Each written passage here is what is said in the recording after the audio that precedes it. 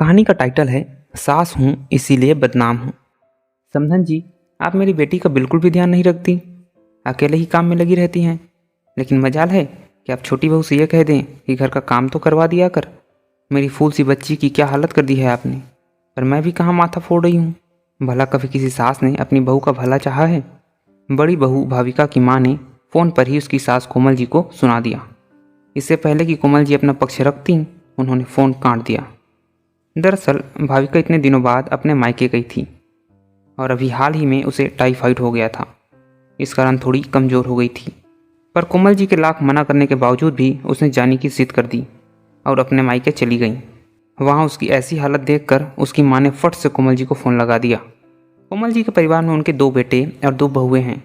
पति का देहांत पहले ही हो चुका था। प्रॉपर्टी के नाम पर केवल 3 मंजिला मकान था, जिसमें पहली मंजिल पर कोमल जी का परिवार रहता था और बाकी के मंजिल में किराएदार। बड़ा बेटा अनुभव, उसकी पत्नी भाविका और उसका एक बेटा समर्थ है, जबकि छोटा बेटा अनुज और उसकी पत्नी उदिता है। अनुज और उदिता की शादी को अभी 10 महीने ही हुए थे, लेकिन घर में हालात काफ़ी बदल गए हैं। पहले भाविका और कोमल जी दोनों मिलकर घर का काम आराम से संभाल लेती थी। वहीं उदिता के आ जाने के बाद दोनों बहुओं में काम को लेकर खींचातानी लगी रहती है। कारण उदिता की आदतें। उदिता को कोई मतलब नहीं कि घर में क्या हो रहा है।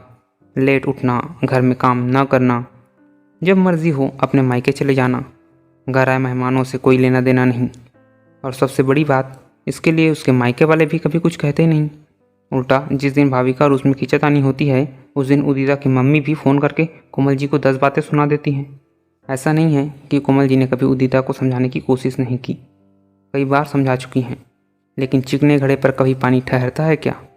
उस दौरान उदिता कोमल जी से ही लड़ पड़ी और रो रो कर अपनी माँ को फ़ोन करके बताती। और उसके बाद उदिता के माता पिता कोमल जी को फ़ोन पर या कभी उनके घर आकर 10 बातें सुना जाते। उदिता के आ जाने के बाद भाविका में भी काफ़ी बदलाव आ चुका था। अब उसकी भी मर्जी होती तो कोई काम करती, अन्यथा अपने कमरे में ही जाकर बैठ जाती।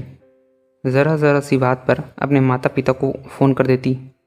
अपनी दोनों बहुओं के बीच में कोमल जी पीस चुकी थी। भाविका को जब टाइफाइड हुआ तो भी कोमल जी ने ही पूरा घर संभाला। उदिता ने कोई मदद नहीं की। अपितु काम ना करना पड़े इस डर से मायके जाकर बैठ गई। पर बजाय कोमल जी के पक्ष को समझने के, भाविका और उसकी माँ ने इस तरह से बातें सुना दी जो कोमल जी को काफ़ी हद तक बुरी लगी। शाम को जब अनुभव और अनुज घर आए तो कोमल जी ने उन्हें बताया कि किस तरह भाविका की मम्मी ने उनसे बात की। हाँ तो माँ, इसमें भाविका या उसके माता पिता की क्या गलती। उदिता भी इस घर की बहू है, आप दोनों बहुओं को एक समान क्यों नहीं रखती। भैया बस, भाभी अपने पीहर जाकर बैठ गई, इसमें उदिता की क्या गलती, वो तो यहाँ पर थी भी नहीं। अच्छा, भाविका क्या इस घर की नौकरानी है जो दिन भर घर के काम में लगी रहेगी। वो भी आखिर एक इंसान है। उदिता भी नहीं है, उसे समझने में थोड़ा वक्त तो लगेगा ना। 10 महीने हो गए शादी को, और कितनी नहीं है। इतनी समझदारी तो खुद को रखनी चाहिए। सारी गलती माँ आपकी है, आपने सिर बैठा रखा है उसे। आप सास हैं, आप चाहें तो उसे समझा सकती हैं, लेकिन नहीं, भाविका कर रही ना अकेली काम। उदिता को भी प्यार से समझाया जा सकता है और भाभी हर समय उससे लड़ने को तैयार रहती हैं। माँ, आपको भाभी को समझाना चाहिए। कोमल जी ये सुनकर अवाक रह गईं। बहुएं तो बहुएं, यहाँ बेटे भी अपने नहीं रहे। दोनों ने कोमल जी को ही 10 बातें सुना दी।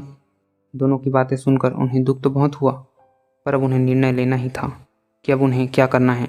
चुप हो जाओ तुम दोनों, अब मुझे कोई बात नहीं करनी। अपनी अपनी पत्नियों को फ़ोन करो कि कल की कल यहाँ मौजूद हो जाए। बस इतनी ही बर्दाश्त करने की हद है मेरी।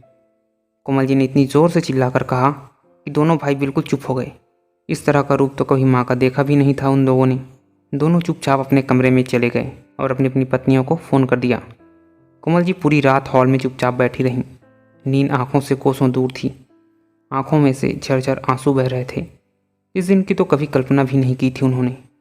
पर अब जो भी हो, निर्णय तो उन्हें लेना ही था और उसे वो कल सबके सामने ही जाहिर करने वाली थी। पूरी रात जागने के कारण कोमल जी की आंखें लाल हो चुकी थीं, पर फिर भी सुबह उठकर नहा धोकर अपनी पूजा पाठ की। इतने में डोरबेल बजी। जाकर खोला तो देखा सामने भाविका और उसके माता पिता मौजूद थे। पर इस बार कोई फॉर्मेलिटी ना निभाते हुए कोमल जी उन्हें अंदर ले आईं। थोड़ी देर बाद उदिता और उसके माता पिता भी आ गए। अब हॉल में सभी लोग बैठे हुए थे। कोमल जी ने बोलना शुरू किया। जब मेरे बेटों की शादी हुई थी तब मैंने सोचा था कि मैं अपने बहुओं के लिए कभी सास बनकर नहीं बल्कि माँ बनकर रहूँगी। मैं कभी भी अपने काम के लिए इन पर निर्भर नहीं रही बल्कि मदद ही की। पर पिछले कुछ दिनों से इस घर की हालत बद से बदतर हो चुकी है और इसी के लिए मैंने आप लोगों को बुलाया है। अरे समधन जी, ये सब तो बहाने हैं। आप चाहती तो इस घर की एकता को बनाए रख सकती थी, लेकिन आपने तो बहुओं में फ़र्क किया। भाविका के पिता ने कहा। जिस घर में घर का मुखिया कमज़ोर होता है उस घर में ये सब तो होता ही है, और इसके लिए आप हमारे बच्चों को दोष नहीं दे सकती। अब की बार उदिता के पिता ने कहा। हमने बेटी दी है, नौकरानी नहीं, जो दिन भर आप लोगों का काम करती रहे। देखो क्या हालत कर दी है मेरी बच्ची की, भाविका की माँ ने कहा। हमें पता होता कि हम ऐसे लोगों से अपना रिश्ता जोड़ रहे हैं तो हम हमारी बच्चियों की शादी कभी इस घर में करते ही नहीं। जब से शादी हुई है मेरी बच्ची परेशान ही रही है, उदिता की माँ ने कहा। जब दोनों बहुओं के माता पिता कोमल जी पर इल्ज़ाम लगा रहे थे, मजाल है किसी बेटे और बहू ने कुछ कहा हो। सब के सब खड़े खड़े तमाशा देख रहे थे। पर इस बार कोमल जी मन पक्का कर खड़ी थीं। उन्हें अपने बेटों से ही कोई उम्मीद नहीं थी तो बहुएं तो दूर की बात है। आखिर उन्होंने ही कहा, मैंने आप लोगों को यहाँ मुझ पर इल्ज़ाम लगाने के लिए या चिल्लाने के लिए नहीं बुलाया है, और ना ही मैं यहाँ अपनी तरफ से कोई सफाई देना चाहती हूँ। मुझे अच्छी तरह से पता है कि मैं सास हूँ, इसीलिए बदनाम हूँ, तो जाहिर सी बात है मुझ पर कोई विश्वास नहीं करेगा। इसीलिए बेवजह चिकने घड़ों के सामने अपनी आंसू बहाने से अच्छा है कि मैं अपना निर्णय सुना दूँ।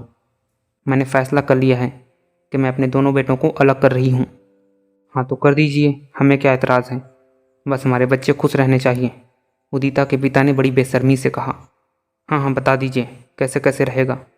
हम जाने से पहले अपने बच्चों की गृहस्थी को तो बसा जाएं और इस रोज़ रोज़ के लड़ाई झगड़े से निजात पाएं।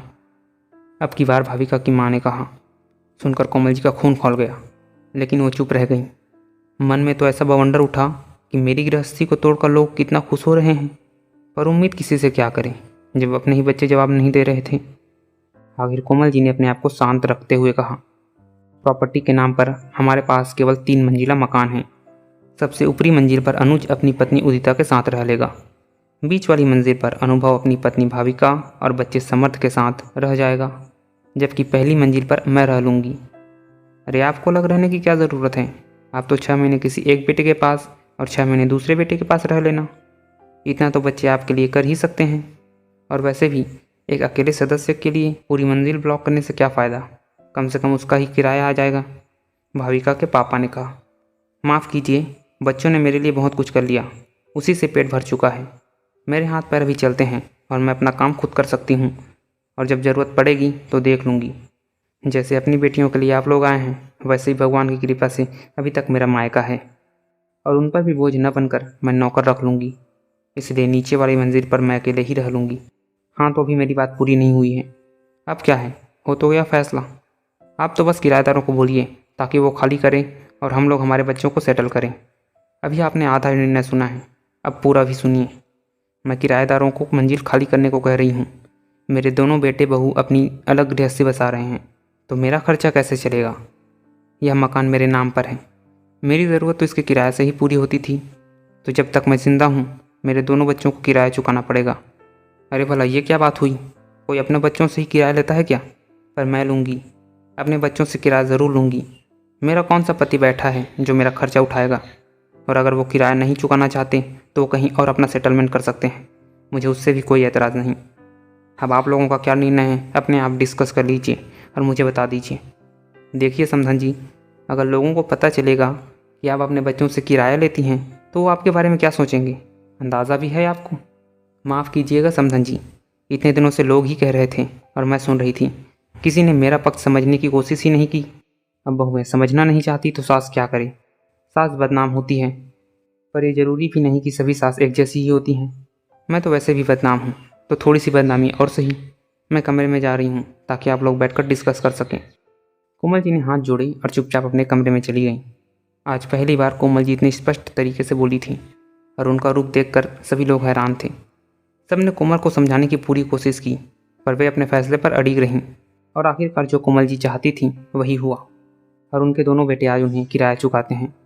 लोग बातें ज़रूर करते हैं, पर कोमल जी अपने में मस्त रहती हैं। ये कहानी आपको कैसी लगी, कोमल जी के बारे में आपकी क्या राय है, हमें कमेंट करके ज़रूर बताएं। धन्यवाद।